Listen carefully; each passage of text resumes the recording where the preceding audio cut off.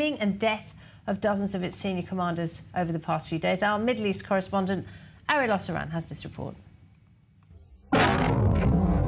Within hours, 500,000 Israelis found themselves added to Hezbollah's target list. Over 150 rockets, drones, and cruise missiles were launched at northern Israel on Sunday morning, causing damage to numerous communities, many of which have not been targeted so far.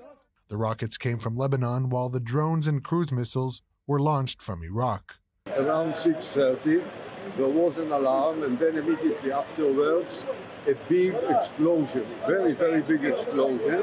Even 3 or 4 houses from here, our window in the main room was completely destroyed. 4 people were lightly wounded from shrapnel.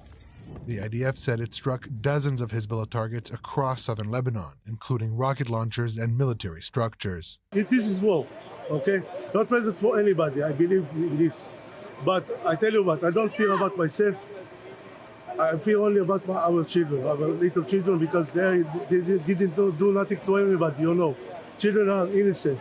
Hezbollah's launches were their deepest rocket fire into Israel since they unilaterally began attacking Israel on October 8th, forcing nearly 100,000 Israelis to evacuate.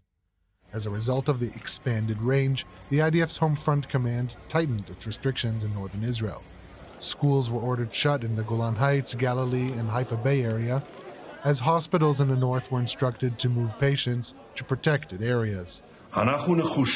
We are determined to return our residents in the north safely to their homes. No country can tolerate fire on its residents, fire on its cities, and we, the State of Israel, will not tolerate it either.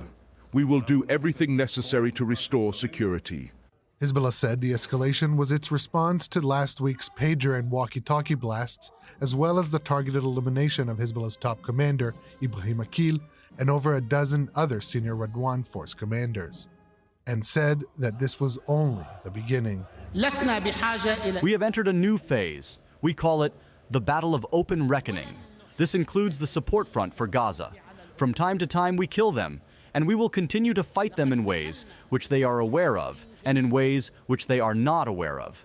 Speaking to Sky News, Israeli President Isaac Herzog said Israel does not want to wage a war with Hezbollah, but that it has the obligation to protect its people. And all of these leaders who were eradicated on Friday by the Israeli attack, all of these leaders were meeting together in order to launch the same horrific, horrendous attack that we had on October 7th by Hamas, by burning Israelis, butchering them, raping their women, abducting and taking hostage old people and young and little babies.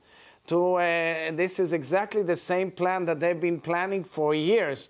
And so, with Israel delivering Hezbollah blow after blow, and the Iranian proxy deepening its range of fire into Israel, the sides are approaching the point of no return.